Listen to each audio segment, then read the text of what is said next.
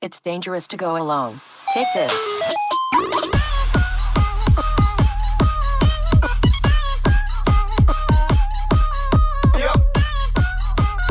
And welcome to the Realm of Geekdom. This is Nerd Breaking News. I'm with the Professor and the Kid. First episode of The Lanterns, now Lantern. As we will finish the review of episode 1. But before we jump into that, make sure you go ahead and like, subscribe, and hit that bell so you don't miss any of our episodes. So let's go straight to our DC guy, the Kid. Mm-hmm.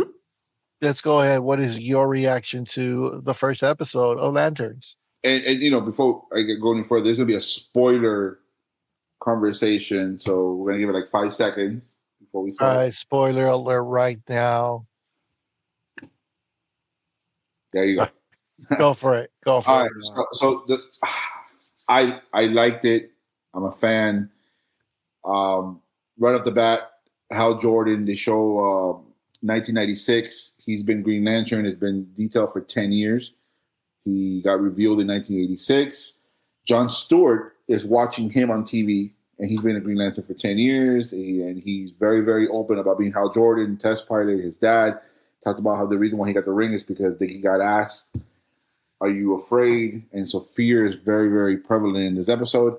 And then it goes to 2016, and you see that Stewart and Hal were already 2 months into the training, reluctant training, because either one of them don't want to be there. They got forced to be there. So the rule is there's only be one human Green Lantern for that section. Eventually, as we know in Superman 2025, it changes because we see Guy Gardner. So they have the rugged friendship. They don't like each other. He keeps testing Stewart. We find out that through the first test, which is the one you see in the trailer where the car goes over the cliff, eventually, after Stewart saves himself, a hologram shows up, and it's a conscious that you have to save your memory, like an iCloud, a lantern, it should be every week, but he doesn't do it, to a certain amount of time to keep a record in case the ring goes to somebody else, X, Y, and Z. So a little phrase gets mentioned when Stewart eventually reconnects with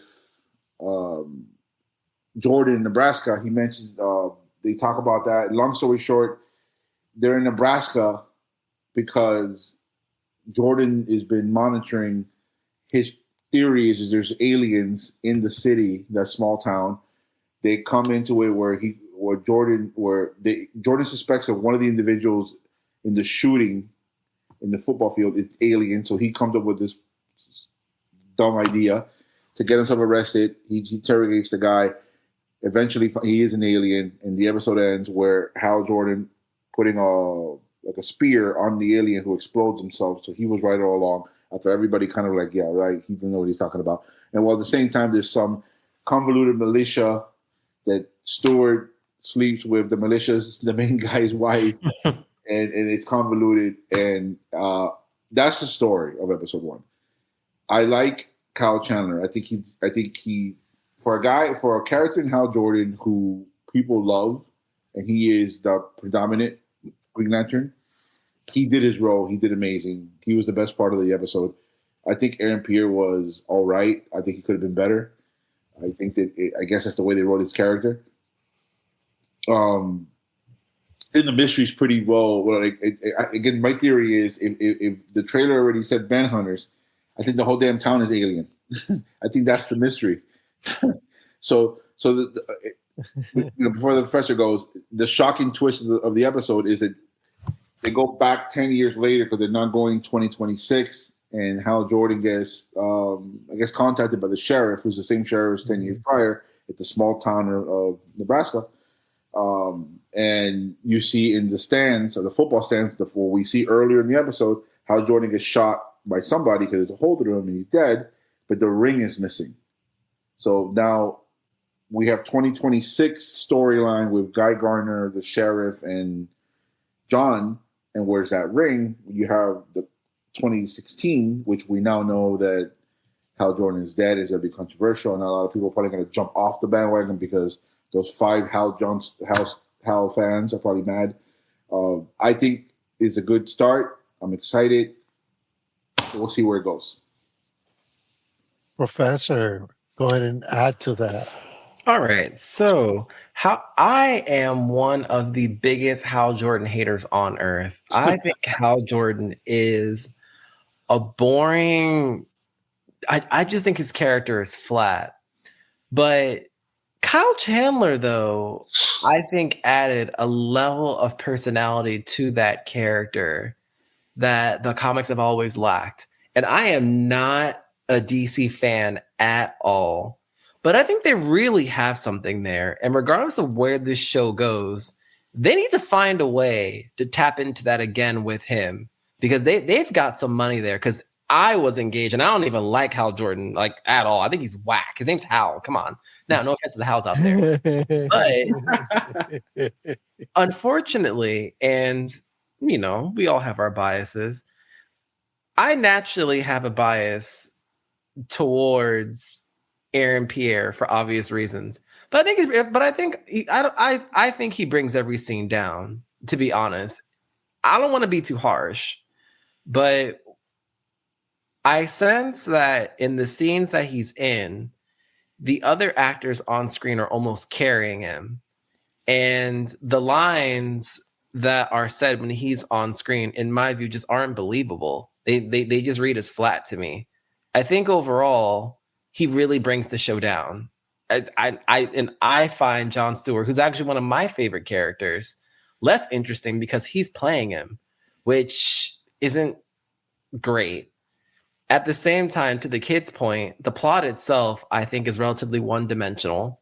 I don't think it's all that complicated at all. I don't think that the medium, a TV show, is the best for this kind of plot. I think this idea would have worked better as a movie than as a TV show. I'm along for the ride because it's not bad. I just don't see much good in it either. It's somewhere in between. Like the conversation that I had with the guys here, it's something that you watch because you know it's 10 o'clock on Sunday night and you're getting ready to go the next day, no problem. So I'm cool with it. It's not bad like X-Men 97. Like it's okay. So I give it a C. I'm looking forward to seeing what happens. To be honest with Kyle Chandler, I don't care what happens to Jon Stewart, which I find shocking because I'm Team Jon Stewart all day, but apparently not anymore. So they can find a way to continue making Hal Jordan interesting. You know, more power to him. And whoever watches this out in DC land, you've got people out there who folks want to see. Find ways for us to see them on their own, please. So find Kyle Chandler something else to do. Put him in Batman if you need to. I don't care.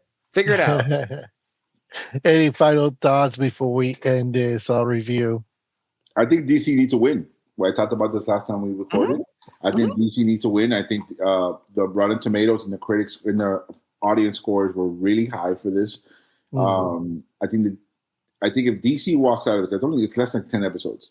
Mm-hmm. If DC walks out of this, critics are still high, Rotten Tomatoes still high, and we feel a hell of a lot better about Kyle Chandler and Aaron Pierre episode 9 and 10 when the series ends. And then now we were like, okay, now we have a better understanding of how the Lanterns and all that stuff, and we actually generally enjoy it. It was never going to be the Penguin. I don't think anybody said here and said it was going to be as great as the Penguin. I just think it doesn't need to be trash. Mm-hmm. For example, I enjoyed it. I hope I'm wrong with the mystery, but I just think that as long as DC gets a B-ish after Supergirl, I think that for them they'll be like, okay, Creature Commandos nobody saw, but I guess it was good. Superman was $600-something million film, should have been more, but it critically and fans and people actually like the character now, like they should have liked him 10, 15 years ago. Mm-hmm.